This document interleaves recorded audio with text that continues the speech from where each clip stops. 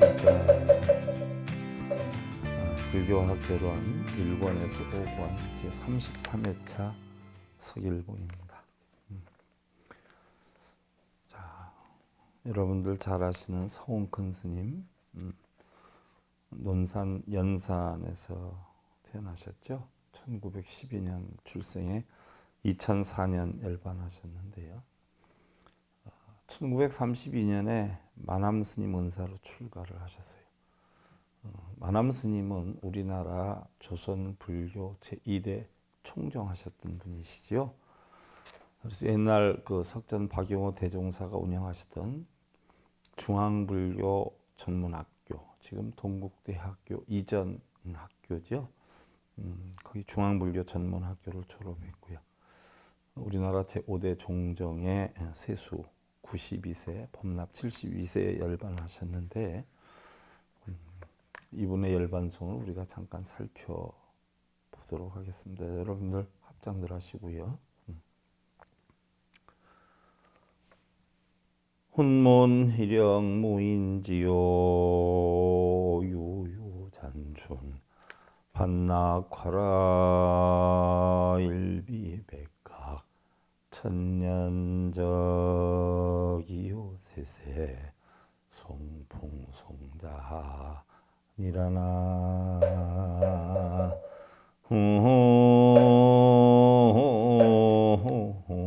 호이 미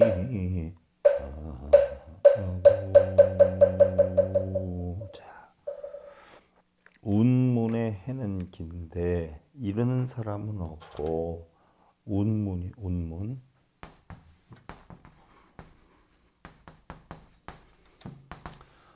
구름의 문 안에 드는데 이 구름의 문 안에 해는 긴데 이르는 사람이 없다. 운문 구름의 문.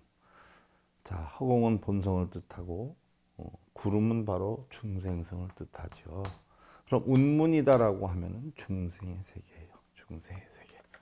중생의 세계가 굉장히 길기는 한데 이르는 사람이 없다. 이르는 사람이 없다라고 하는 것은 선지식이 아직 나타나지 않는다 하는 뜻이 되죠.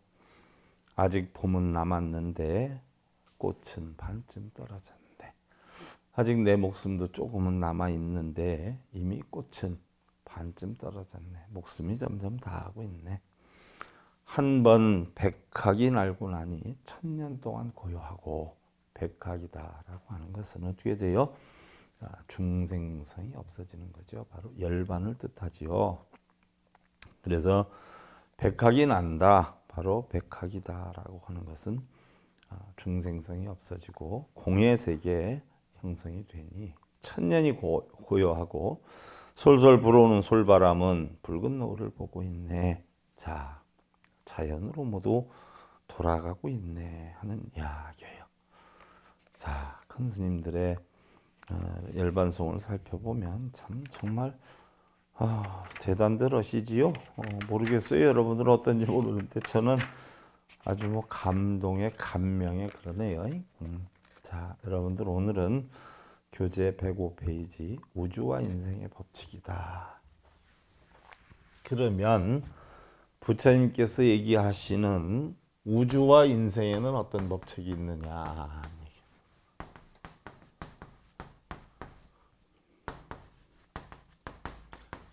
우주와 인생에는 어떤 법칙이 있느냐. 세상에는 법칙이 있다라고 하는 거예요. 흔히들 뭐예요? 우리는 성주 계공이 이치다. 그래서 형성됐다, 안주했다, 괴했다, 공으로 돌아가는 거죠. 봄, 여름, 가을, 겨울의 이치와 같죠. 생주멸이에요. 태어났다가 안주했다가 떠나서 없어지는 거란 말이죠. 이런 이치가 바로 우주의 법칙이에요. 또 우리 인생의 법칙이에요. 모든 만물의 법칙이에요. 이걸 크게 보면은요. 첫째는 인과의 법칙이 있어요. 세상의 모든 것은 뭐예요? 심는 대로 거둔다는 거죠. 원인에 의해서 결과가 일어난다는 거예요. 두 번째는 인연의 법칙이에요. 심는 대로 거두는데 어떠한 연을 만들어 주느냐에 따라서 잘 거둘 수가 있고 적게 거둘 수가 있다. 세 번째는 세상의 모든 것은 서로 의존하고 관계가 된다는 상의상관의 법칙이에요. 이것이 바로 부처님께서 얘기하시는 우주와 인생의 법칙이다라고 했어요. 그러면 우리가 이것을 하나하나 파헤쳐서 살펴보도록 하겠습니다. 우리의 꿈과 희망은요, 우리의 삶에 커다란 행복을 안겨다 주어요. 지금보다 더 나은 명예나 권력, 또한 지금보다 더 훌륭한 자식, 그리고 지금보다 더욱더 행복할 수 있는 희망은 우리에게 많은 용기를 불러일으켜 주고 있어요. 아무래 시대에 문지기를 자청했던 백범 김구 선생이나 또한 젊고 나약했던 마하트마 간디도 독립의 꿈을 저버리지 않았어요. 베토벤 역시 어떻게 돼요? 두기가 멀었던 절망 속에서도 위대한 교향곡을 꿈을 꿨다라고 해요. 그러나 내일의 꿈과 희망은 지금의 삶의 아름다운 날개를 달아주기는 하지만 그 꿈과 희망이 막연한 바람이 아니라 자신의 의지와 노력으로 결실을 맺어야 하는 것이죠. 아무리 우리가 지금의 삶이 절망과 어려움으로 둘러싸여 있다라고 하더라도 우리의 꿈과 희망을 포기하지 않는다라고 하면 결국 우리는 아름다운 인생을 만들어갈 수 있다라는 생각이지요. 그러나 우리 인생의 비극은 꿈을 실현하지 못하는 그런 것이 아니라 바로 실현하고자 하는 꿈이 없다는 것이어요. 범부 지불급이요 소위 유집상이라 범부들은 이러한 것들을 자기가 스스로 만들려고 하지 않고 지혜가 부족한 관계로 인해서 어떤 형상에 집착을 한다. 성공을 하고 실패를 하고 행복하고 불행한 것도 결국은 자기 스스로 만들어야 되는데 어리석은 범부들은 그것을 어떤 기도나 타에 의해서 만들어 달라고 빌거나 그 형상에 집착하고 있다는 이야기죠. 불효자심 본래 공적이요 망집상급 일체법이 즉타 외도니라. 자기의 마음이 본래 공적함을 알지 못하면 허망하게 형상과 일체법에 집착하는 외도에 떨어지게 되느니라. 형상, 불상에 집착하는 거죠. 어떤 바위나 뭐 이런 형상, 이런 것과 일체법에 집착하는 그런 외도에 떨어지게 된다. 약지제법이요 종심성 불응유집 집즉 불진이라라고 했어요. 그러나 세상의 모든 것이 마음의 성품으로 일어난 것임을 안다라고 하면 집착이 있을 수가 없으니 바로 집착을 우리가 한다라고 하는 것은 뭐요? 실제 있는 것으로 착각을 하죠. 이러한 것은 이러한 이치를 알지 못하는 것이라고 했는데 여러분들 지금 지니고 있는 명예나 권력이나 재물이 항상 할 거라는 생각을 하는 것. 이게 집착이죠. 변하지 않을 줄 알아요. 그러나 때와 인연이 되면 다 변해가지요. 우리는 각자 자신의 편견과 이기로 세상을 분별을 해요. 태양은 그대로 있는데 오랜 장마 끝에 해가 나서 좋다. 너무나 더워서 싫어. 이런 분별을 해요. 또한 누구를 칭찬하거나 비방하는 사람들의 마음을 보면요. 대체적으로 어떻게 돼요? 자신의 이득이 되거나 유리하다라고 하면 칭찬을 하고요. 자신이 불리하거나 이득이 안 된다라고 하는 것은 비방을 하는 경우가 대부분이에요. 그러나 칭찬이나 비방은요.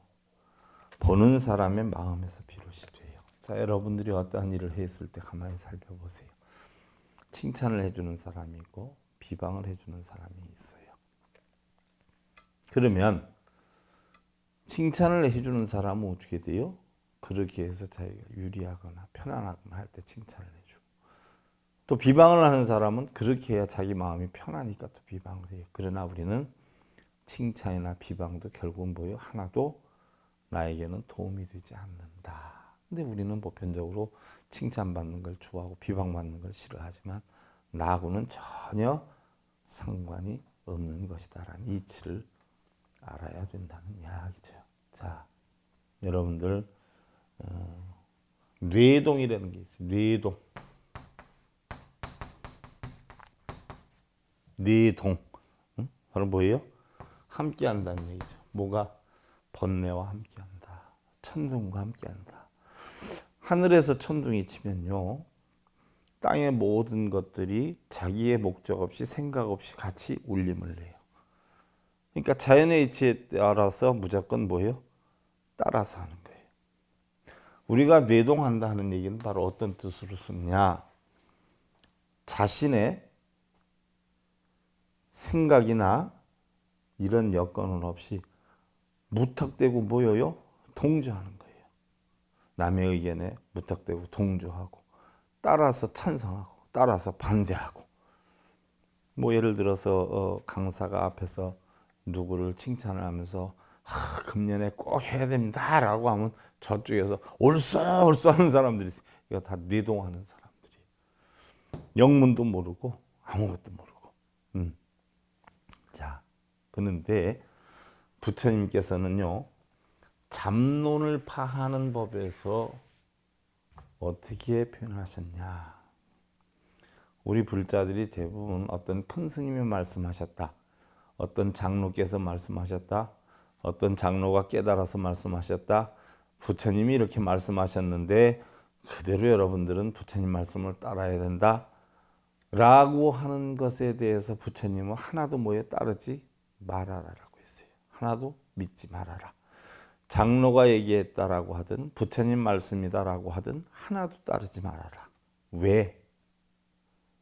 본인이 정말 부처님이 말씀을 하신 건지 경전을 찾아보고, 그럼 같은 이야기를 했대 해도 경전마다 뜻이 달라요. 어느 경전에서는 명상을 많이 해라. 어느 경전에서는 책을 많이 봐라. 어느 경전에서는 고진멸도 사성제를 관해라. 각기 달라요. 근데 한 부분만을 보고 전체를 판단할 수도 없을 뿐 아니라 부처님이 어떤 뜻으로 말씀하셨는가를 그 깊이를 알아서 정말 맞다라고 스스로 인정이 되면 딸되 본인이 확인하고 입증하지 않은 것은 하나도 믿지 말으라 그랬어요. 근데 우리 불자들은 스님 얘기하면 무조건 다 옳은 줄 알죠. 다 맞는 줄 알지요. 자기가 확인도 안 해보고. 이게 부처님의 잡론을 파는 방법에 대해서 법문을 하신 거예요. 또한 우리는 자기가 보고 들은 것에만 집착을 하거나 그 한 부분만을 보고 마치 그것이 전부인 것처럼 서로 자기가 옳다고 우기는 경우도 적지 않고 자신의 이기와 아집으로 자유와 방종을 혼동하는 경우도 적지 않다라고 했어요. 자, 유교에서도 군자는 이쪽 저쪽을 분별을 해서 말과 행동을 가리지만 거기에 얽매이지 않는데 소인은 네 편, 내 편을 가려서 내 편은 무조건 옳고 네 편은 무조건 틀리다고 하는 게 소인이다라고 했어요. 저는 잘은 모르지만 제가 볼 때 이 정치하시는 분들이요 당마다 어떻게 돼요? 당리당략이 좀 다르지 않아요? 근데 어떤 경우에 보면 저거는 괜찮다 하는 생각이 있기도 하고 저거는 저건 아닌 것 같은데 하는 생각이 있는데도 자기네 어떤 당리당략을 만들어 놓으면 끝끝내 그걸 주장하고 나간단 말이죠. 어떻게 보면 보는 제가 잘못 판단해서 그럴 수도 있지만 일반 상식적인 것에도 저건 아닌데 싶은 것도 우기는 경우가 있어요. 그래서 사실 소인들은 다 정치인들은 소인배들의 집단이다라고 심하게 이렇게 표현하는 사람도 있는데 저는 정치에 대해서는 잘 모르겠어요. 그러나 분명한 것은 자유와 방종을 혼동해서는 아니 되고 자기의 의견과 남의 의견을 분별하지 못하고 무조건 자기의 어떤 이득을 추구하면서 쫓아가는 것은 옳은 건 아니지 않는가 하는 생각이기도 하죠. 또한 우리가 자신을 갖는다는 것과 자만이 무엇인지 잘 모르는 경우가 있어요. 또한 자립과 고립이 무엇인지도 몰라요. 또한 품위와 어떤 건방진 것의 의미를 모르는 경우도 적지 않아요.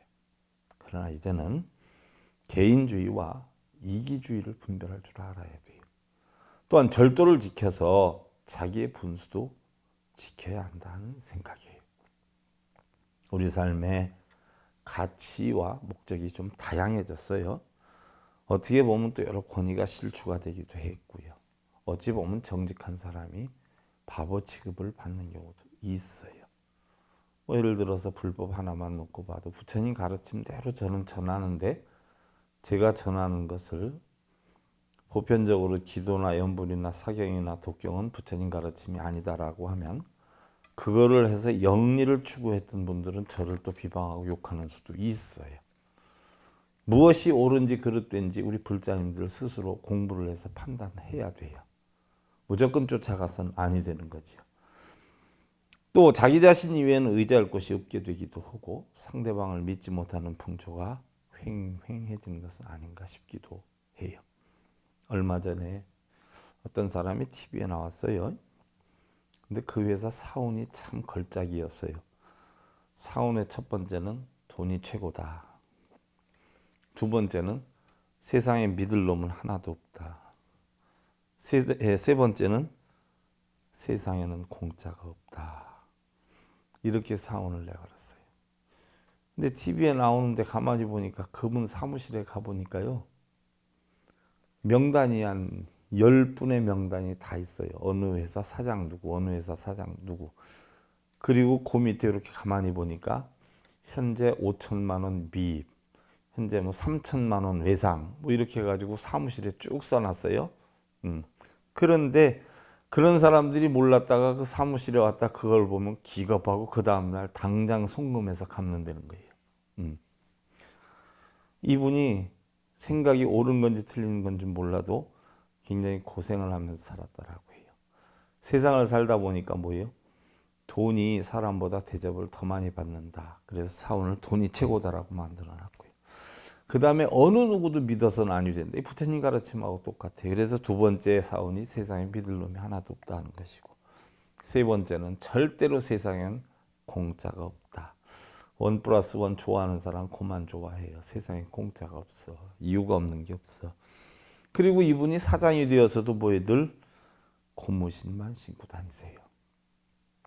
자기가 힘들고 어려웠던 이런 시절을 생각해서 늘 고무신을 신고 다닌다라고 해요.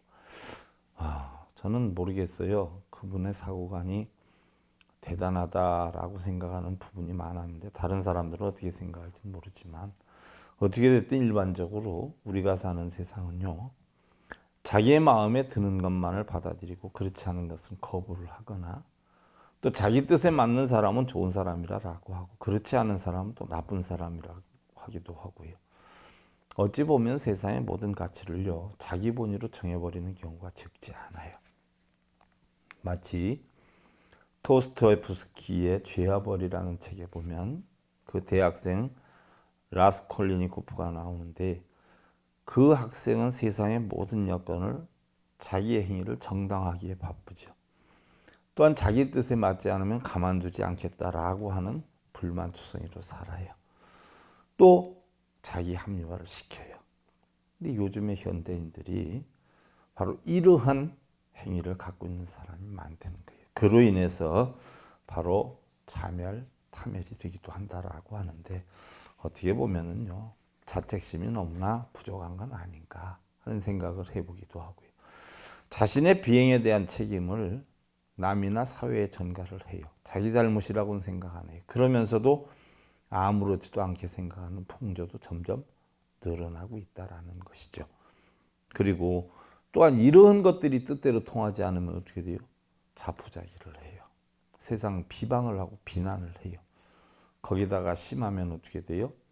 뭐 아파트에서 떨어지기도 하고 또 어떤 분들은 어떻게 돼요?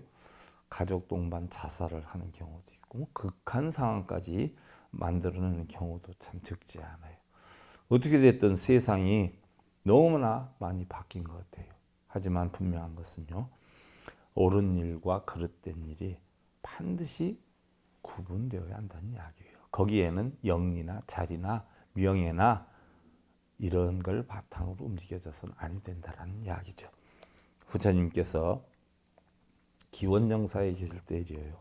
자바 미식권 547경 집장경에 나온 이야기인데요. 바라나 마을의 한 숲에서 비구들과 함께 주워온 옷가지들을 고르고 있었어요. 비구들이 버린 그러니까 옷가지들을 버리면 비구들이 그걸 다 주워와요. 그래서 거기서 챙겨서 필요한 건 입고 아니면 연결해서 입을 건 입고 이렇게 되죠. 우리 카샤가 지금 뭐 28조 카샤까지 나오는 게 그 당시에 뭐 쪼가리를 이렇게 연결해서 입었던 것이 이게 풍조화돼서 그런 것인데 이때 지팡이를 짚은 한 노인이 찾아와서 보지요. 그러면서 가만히 쳐다보는데 자기한테 아는 척을 안 하니까 화가 난 거예요. 자네들은 도대체 어른을 보고 인사도 안 하고 앉으라는 말조차 하지 않는가? 자네들은 법도도 모르는가? 이렇게 얘기를 해요. 그러자 마카티아나가 우리 성단에도 어른을 공경하고 인사를 하는 법도가 분명히 있습니다. 그러니 그 노인이 아니 보아하니 이곳에서 나보다 나이 많은 사람이 없는 것 같은데 어찌 나를 공경하거나 앉으라고 하지도 않는데 무슨 법도가 있다라고 하느냐라고 화를 내요. 그러니까 마카티아나가 노인장이시여 아무리 어른이다라고 해도 철없는 사람처럼 행동을 하면 그는 젊은이고 아무리 나이가 어리다라고 하더라도 경솔하지 않고 지혜로우면 그는 어른이라 할 수 있는 것입니다. 그러니까 마카테나가 얘기한 뭐예요? 나이에 따라서 어른과 애가 구분이 되는 게 아니라 그 사람의 나이에는 상관없이 행위가 어떻냐에 따라서 어른스러우면 어른답게 대우를 하고 애기스러우면 애기답게 취급을 한다는 이야기인데 부처님의 가르침이기도 하지요. 이때 부처님께서 그 모습을 봐요. 그러면서 부처님이 한 말씀 하세요.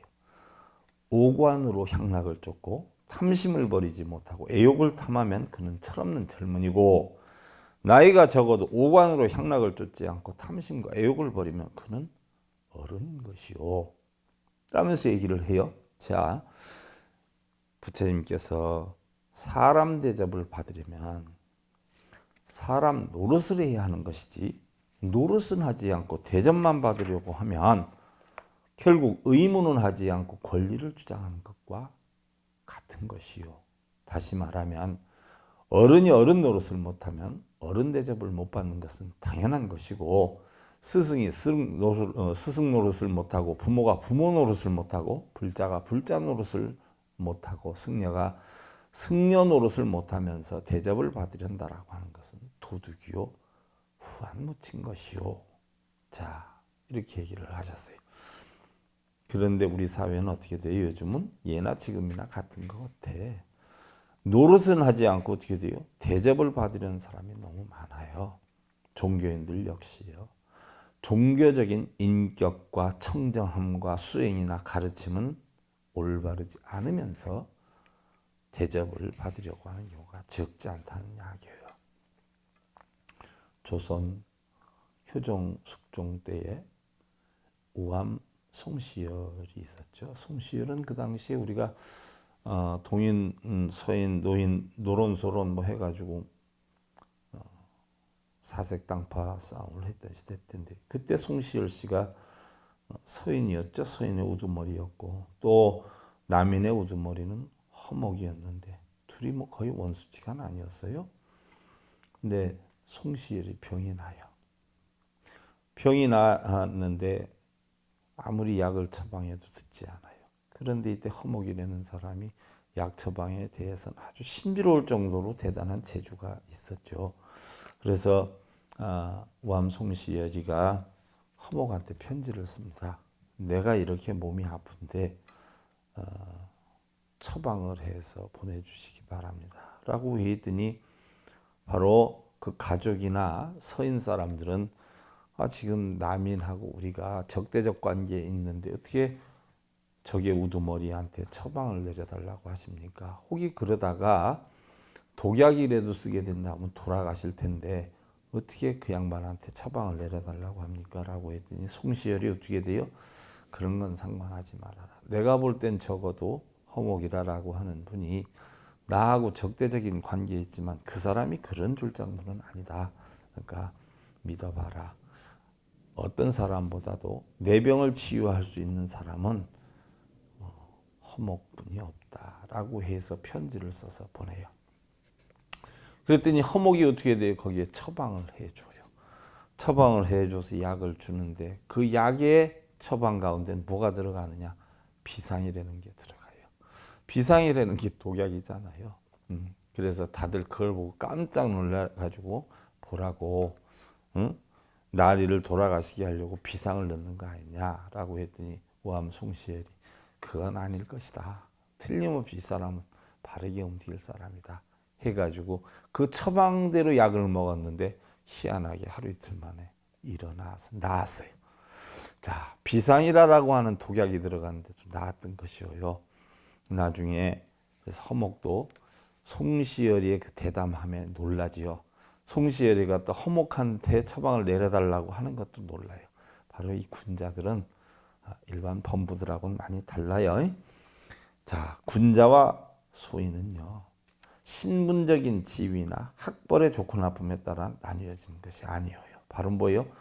덕의 유무에 따라 분별한다. 공은 공이고 분명히 사는 사는 이야기죠. 아무리 높은 지위에 있어도 덕목이 없으면 소인이고, 또 아무리 공부를 많이 했어도 소인의 행을 하면 소인이 되는 것이다 이야기죠. 자, 과거에 보면요, 우리 절에서 공사를 했던 팀들이 있어요. 근데 이분들이 열심히 공사를 했는데 저한테도 좀 거짓말을 해서 제가 별로 이뻐하지 않았는데 또 제가 또 이뻐하지 않을 여건이 생겼어요. 하루는 퇴근을 하다가 신호등에 서 있는데 뒤에서 차가 와서 받았대요. 부딪혔어요. 그런데 그 다음날 아무 일 없이 어제 그런 일이 있었다라고 하면서 뭐 어제 그리고 나서 뭐 술도 저녁 때까지 먹고 그래서 힘들었다라고 하면서 출근을 했는데 하루 이틀 지나니까 출근을 안 해요. 그래서 일을 하다 말고 왜 출근 안 하느냐 해봤더니 뭐예요? 보험회사에서 검열을 나오는데 병원에 가서 입원해 있는 상태가 돼야 보상금이 제대로 나온다고 두 양반이 다 병원에 가서 누워 있는 거예요. 뒤에서 받았다는 날도 술 먹고 늦게까지 있었고 그 다음 날도 열심히 나와서 일을 했는데 그 다음 날 병원에 가서 누워 있는 거예요. 참 제가 할 말이 없었어요. 이런 사람들이요, 어려움을 당하면 어떻게 돼요? 나는 다른 사람한테 피해도 안 입히는데 나는 왜 이렇게 어려움을 겪느냐면서 투덜거려요. 하품할 일이죠. 다른 사람한테 피해를 안 입히는지 자신은 모르는 경우가 많아요. 또 알면서도 의례 관습적으로 그러는 경우가 많아요. 저는 개인적인 생각이에요. 하늘은 그냥 절대로 놀고 저렇게 있지 않는다는 거. 양심이라는 과보는 절대로 그냥 형성이 되진 않는다는 것. 분명한 것은요, 우리 세상 업력의 저울은 한치 오차도 없이 정확하다는 것을 여러분들 명심해야 될 것이에요. 이것이 바로 뭐예요? 우주와 인생에 깃들어 있는 이치예요. 인과의 이치요, 인연의 이치요, 상의 상관의 이치예요. 부처님께서 기원정사에 계실 때 자바암 38권 1063경 출경에 있는 이야기예요. 자, 이렇게 다 밝히면서 얘기해야지 부처님 말씀이 되는 거예요. 이런 거 안 밝히고 자기가 오물떡주물떡 하는 얘기는 부처님 말씀이 아니라 자기의 말씀이에요. 자기의 말씀. 이래놓고 꼭 뒤에는 뭐 시주해라, 뭐 보시해라, 무슨 뭐 기둥불싸움 공덕 꼭 붙이잖아요. 부처님 경전에 그런 얘기 한 개도 나 못 봤어. 아직 40년을 경전을 뒤져봤어도. 자, 겉모습이나 명예나 지위가 괜찮으면 무엇이든 잘하고 훌륭하다 하는 선입견을 갖지만 부처님께서는 이러한 사고에 대해서 엄중한 비판을 하셨죠. 우리가 참으로 존경해야 할 것은 외모나 명예나 지위가 아니라 그 사람의 마음속에 들어있는 사람의 됨됨이이니라. 세상 만물은 끝없이 변해가는 것으로서 그 속에 영원불변의 독자적인 실체를 가진 것은 아무것도 없고 일정한 법칙이 내재되어서 서로가 서로를 말미암아 함께 일어나는 연기의 이치가 형성이 되는 것인데, 불교에서는 이 세상에서 이루어지는 근본 원리, 즉 우주와 인생에 깃들어 있는 궁극적인 이치에 대해서 바로 인과의 법칙, 인연의 법칙, 상의, 상관의 법칙에 수순한다라고 하셨어요. 그럼 인과의 법칙은 뭐냐? 원인에 의한 결과가 따른다는 것이에요. 콩 심은 데는 콩이 나고 팥 심은 데는 팥이 나고. 우리가 어떠한 결과가 이루어졌을 때는 그 결과에는 반드시 그에 상응하는 원인이 있다는 가르침이에요. 주는 대로 우리는 뭐예요? 받고 심는 대로 거두죠. 연기법 가운데 바로 인과법에 해당이 되는 것이 여러분들 교재 110페이지에 있죠. 자, 상대는 거울이나 메아리와 같은 것이다. 그죠? 거울을 내가 보고 웃으면 웃는 모습이 보이고 울면 우는 모습이 보여요. 메아리가 어떻게 돼요? 이놈아 하면 이놈아 하고 들려오지 예 하고 오는 거 아니죠? 출근하는 남편에게 내가 어쩌다 당신 만나서 지금 이 모양 이 꼴이 됐는지 모르겠어요 하고 짜증을 내면 신랑이 저녁 때 어떻게 돼요? 취해서 들어오거나 아니면 늦게 들어오는 결과가 형성이 될 거예요.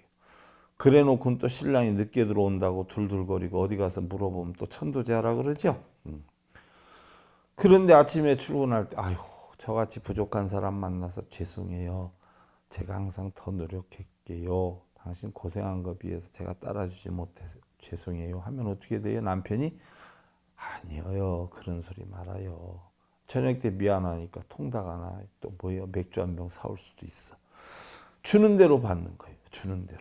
여러분들 봐봐요. 우리 불교뿐만이 아니라 육아에서도 보면은요. 맹자는 뭐를 했어요? 성선설을 주장했잖아요. 본래 사람은 선하다는 이야기. 선하기 때문에 예와 악을 중요시하다 보면 다 형성이 된다. 그러니까 뭐 처벌을 할 것이 아니다. 예와 악으로 다스리자 해서 바로 뭐를 했어요? 민본 정치를 했어요. 왕도 정치죠. 그러니까 주권이 국민에게 있다. 백성을 우선시하는 제도를 폈어요. 근데 순자는 뭐예요? 성악설을 했어요. 성악설. 성악설은 뭐예요? 사람은 본래 악하다. 그래서 가만히 내버려 두면 점점 못된 생각만 하고 못된 행동만 한다. 그래서 벌칙을 가해서 단속해야 된다 해서 형벌을 중요시하는 제도를 했어요. 그래서 이게 결국 법가의 사상으로 발전이 됐는데요. 또한 그 당시 유행했던 것 중에 하나가 뭐예요? 선악운제설이에요. 무슨 얘기냐? 선과 악을 모두 가지고 있지만 사람들은 교화에 따라서 선해지기도 하고 악해질 수도 있다라고 했어요. 결국은 성선이든 성악이든 본래는 어떻게 돼요? 본래는 선한 상태인데 경우에 따라서 우리 불교에서 얘기한 불수자성 수연성의 인연에 따라서 뭐에 악해질 수도 있고 본래는 악한데 인연에 따라서 선해질 수도 있고 또 본래는 악하고 선하기도 한데 인연에 따라서 선해지거나 악해지기도 한다라고 할 수가 있는데 이것을 우리 불가에서는 뭐라고 그랬어요? 연기법이라고 그랬어요. 그럼 우리 불가에서는 성악이라고 그랬어요? 성선이라고 그랬어요? 공이라고 그랬어요. 본래는 공인데 수연성, 인연 따라서 우리는 뭐요?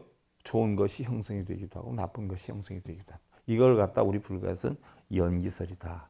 그러니까 결국 유거가 됐든 우리 불가가 됐든 저절로 된 것은 아니다. 전부 어떠한 원인에 의해서 만들어진다는 이야기예요. 또한 상대는 나의 거울이고 메아리와 같다. 무슨 얘기요? 자신이 사람들에게 좋은 대접과 존경을 받거나 야단을 받거나 푸대접을 받는 것도 알고 보면 뭐예요? 괜히 생기는 게 아니라 그에 상응하는 원인을 자신이 알게 모르게 만들어 놓은 결과다는 얘기. 애기들한테 누구네 집 갈까? 그러면 싫어 안 가는데 누구네 집 갈까? 응 좋아하고 쫓아와요. 그럼 누구네 집은 왜 가자고 자꾸 그러고 누구네 집은 가지 말자고 그래요. 가지 말자고 하는 집엔 갈 때마다 용돈 한 푼도 안 줘요. 먹을 것도 안 줘요. 근데 가자고 하는 집엔 뭐예요? 알게 모르게 주머니에다 슬쩍슬쩍 용돈을 넣어줘요. 그런 데는 자꾸 가고 싶어요. 우리 어른도 마찬가지죠. 주는 대로 받는 게요. 누가 나를 화를 내면 나한테 화를 내면 화낼 만한 원인을 내가 만들었고 누구한테 칭찬을 받으면 칭찬을 받을 만한 원인을 만드는 거예요. 자, 차를 한 잔 먹고 싶으면 어떻게 돼요? 먼저 차를 한 잔 사주면 돼. 술 한 잔 얻어먹고 싶으면 어떻게 되지? 술 한 잔 먼저 사주면 돼요.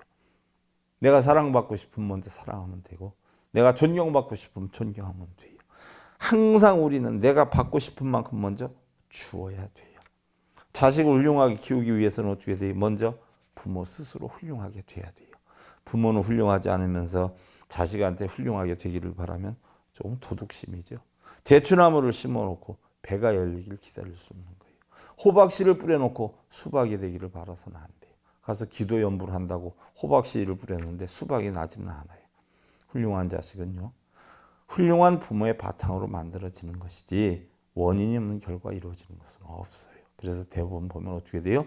정치가 집에는 정치가가 나오고, 의사 집안에 의사가 나오고, 법관 집에서는 법관이 나오고, 장사 집에서는 장사가 나오고, 무속인 집에서는 무속인이 나오는 거예요. 부모의 영향에 따라서 달라요. 어떤 분은 어떻게 돼요? 아유, 나는 못했으니까, 못 배웠으니까 자식만큼은 잘 가르쳐야지 하는데, 대추가 호박되는 거 봤어요? 자신이 바랬던 일을 자식에게 기대를 하면서 부담 주는 사람들이 적지 않은데, 자신이 못하는 건 자식도 못해요. 자신이 힘들어서 능력이 부족해서 못하는 것을 똑같은 DNA가 같은, 여건이 같은, 능력이 같은 그런 자식이 이걸 어떻게 할 수가 있겠냐는 이야기예요. 혹여 어떻게 해서 홍수방으로 자식이 부모보다 월등하게 잘 된다라고 하면 결국 부모 그릇은 어떻게 돼? 요만한데 자식 그릇은 이만하기 때문에 자식이 부모한테 담겨야 한다는 담길 수가 없어요. 담기질 못하기 때문에 결국은 어떻게 돼요? 부모 그릇을 떠나야 된다는 이야기. 여기에 대해서 옛날에 영화 본 거에서 제가 잠깐 소개를 해드릴까 했는데요. 시간이 지금 활딱활딱 넘어가 버렸어요. 그래서 그 얘기는 제가 다음에 해드리기로 하고요. 여러분들 다 합장하시고요. 자, 하생이 아니요 청정무의로 구나나